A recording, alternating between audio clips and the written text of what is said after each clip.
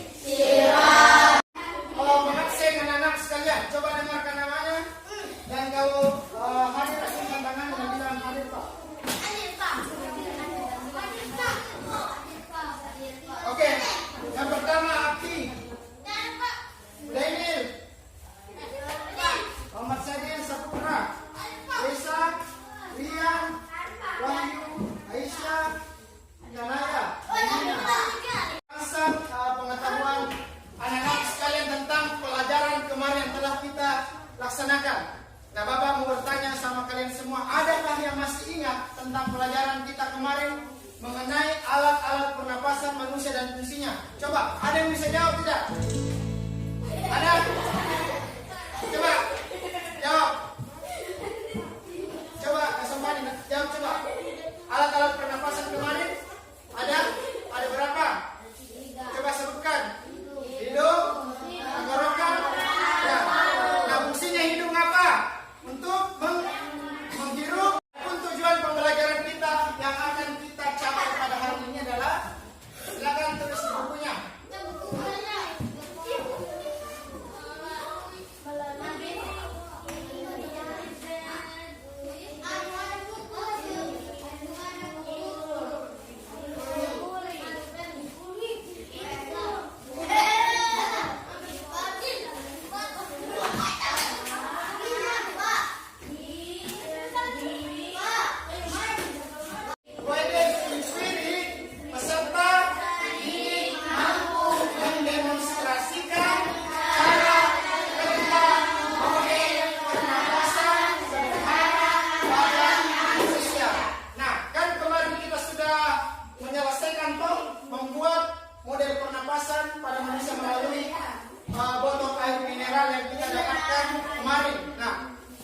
Tujuan pembelajaran yang akan kita capai, kita akan mengetahui bagaimana cara kerja botol ini.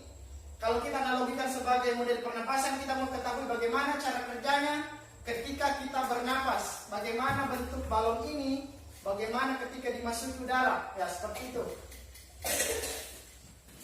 Selanjutnya Bapak akan bagi kalian ke dalam 4 kelompok secara acak, secara intelijen. Jadi caranya adalah anak-anakku berhitung 1 sampai 4, kemudian diulang kembali 1 sampai 4, begitupun seterusnya ya.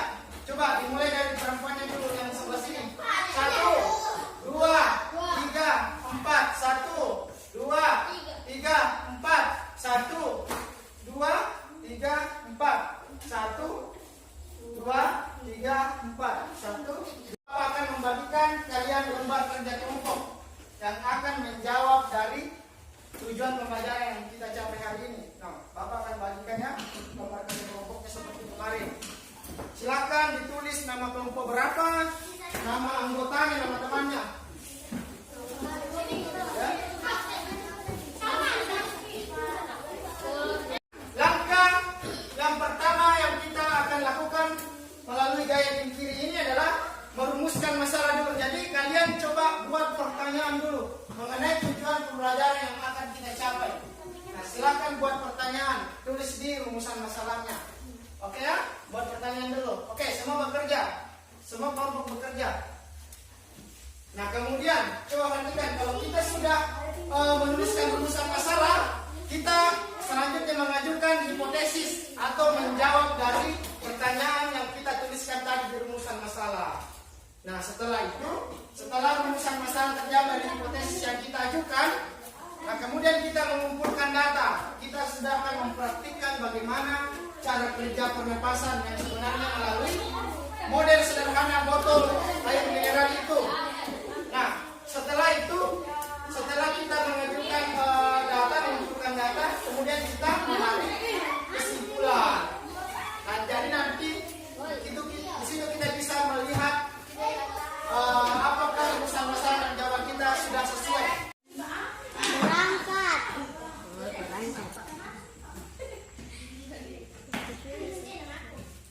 Pakai mas.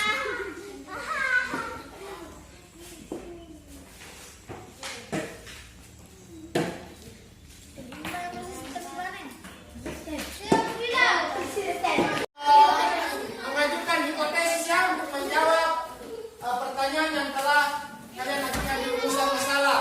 Nah, kemudian tahap selanjutnya kita mengumpulkan data. Nah, di sini kita akan melihat bagaimana mekanisme atau cara kerja model pernapasan manusia melalui botol air mineral ini. Nah, coba perhatikan langkah kerjanya. Perhatikan dulu langkah kerjanya. Apa langkah kerja situ? Coba baca. Yang pertama apa? Sini. Coba baca. Coba baca. Nah, ini. Coba baca mulai dari nomor 7 itu. Coba baca. 7. Amatilah apa? Amatilah apa? Coba. Coba baca. Amatilah. Coba baca. Coba baca. Itu nomor 7. Coba kasih keras suaranya baca coba.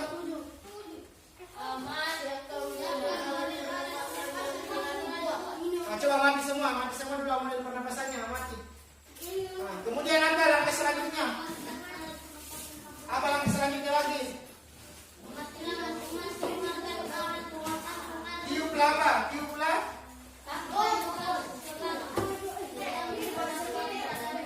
Coba masing-masing coba meniup.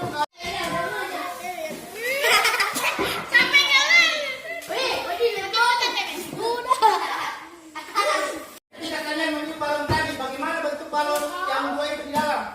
Mengembang ya. Coba selanjutnya kalian tarik itu yang di bawahnya. Bagaimana bentuk balonnya?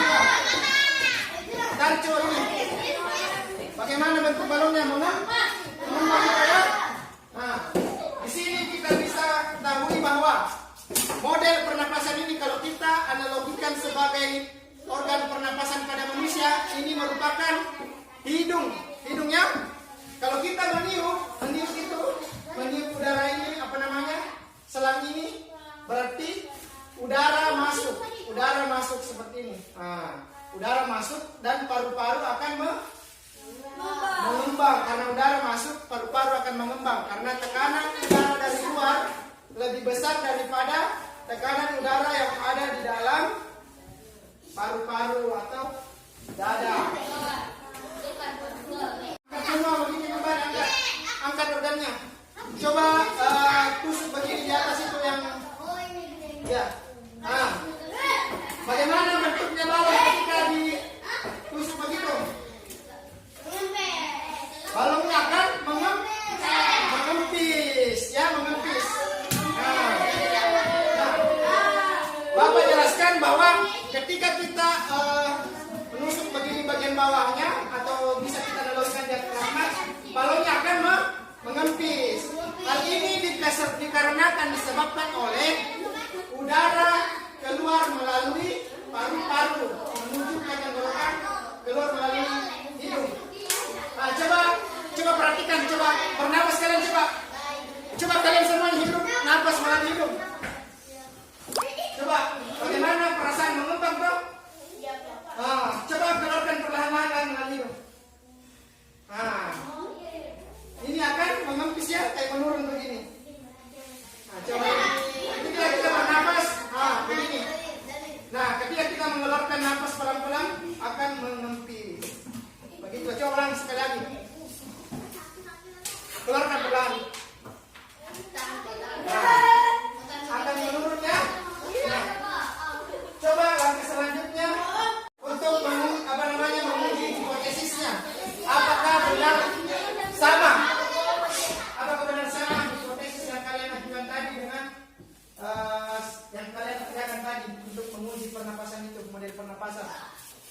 kalian uji hipotesis, tulis mekanisme pernapasan yang kalian praktekkan tadi. Fase inspirasi dan fase ekspirasi. Hari ini kita sudah menyelesaikan menulis sebuah kesimpulan yang dari hipotesis yang kita ajukan. Nah, kesimpulan inilah yang akan kita pahami bersama bahwa bagaimana caranya proses mekanisme pernapasan pada manusia. Nah, coba masing-masing kelompok saya akan membentuk perwakilannya untuk membacakan kesimpulannya. Nah, dimulai dari kelompok 1. Coba baca kesimpulannya. Kemudian mempengaruhi botol air dan balon besar. Udara masuk ketika terjadi relaksasi.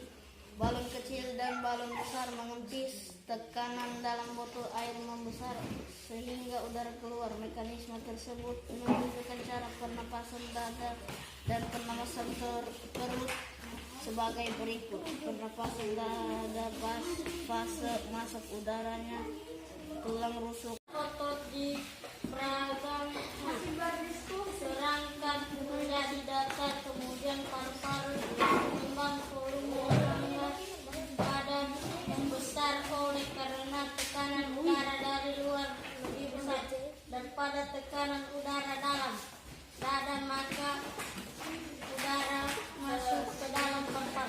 Oke, tepuk tangan. Sebuah percobaan tentang mekanisme pernapasan pada manusia, baik itu pernapasan dada dan pernapasan perut. Jadi Bapak akan bantu menyimpulkan bahwa ketika mekanisme pernapasan pada manusia, yang pertama itu mekanisme pernapasan dada. Yang pertama itu ketika fase inspirasi atau fase masuknya udara atau oksigen ke dalam tubuh, yaitu pertama-tama otot dada atau tulang rusuk dada terangkat jadi seperti ini, terangkat. Kemudian volume rongga dada atau perut membesar. Paru-paru juga ikut mengembang. Paru-paru ikut mengembang karena tekanan udara dari luar lebih besar daripada tekanan udara di dalam dada, sehingga udara masuk. Begitu pun setelah keluarnya udara atau fase ekspirasi, otot dada atau tulang rusuk dada akan turun. Volume rongga dada akan mengecil, paru-paru akan mengempis karena tekanan udara di dalam paru-paru lebih kecil daripada tekanan udara di luar. Begitupun fase inspirasi pada pernapasan pernapasan perut. Nah, diafragma seperti ini. Ketika fase inspirasi, diafragma akan berkontraksi seperti ini dia. Berkontraksi seperti ini, udara masuk melalui hidung, volume di dalam paru-paru akan membesar dan paru-paru juga akan mengembang karena tekanan udara dari luar lebih besar daripada tekanan udara di dalam paru-paru. Begitupun kalau fase ekspirasi atau fase keluarnya udara atau menghembuskan napas, diafragma yang tadinya berkontraksi seperti ini akan mengendur seperti ini. Nah, ketika diafragma mengendur, paru-paru juga akan mengempis karena tekanan udara di paru-paru lebih kecil daripada tekanan udara di luar, sehingga udara keluar, dan itulah merupakan proses menghembuskan napas atau proses keluarnya napas di dalam paru-paru. Nah, untuk hari ini pelajaran kita cukup sampai sekian. Terima kasih banyak atas partisipasinya. Terima kasih. Assalamualaikum warahmatullahi wabarakatuh.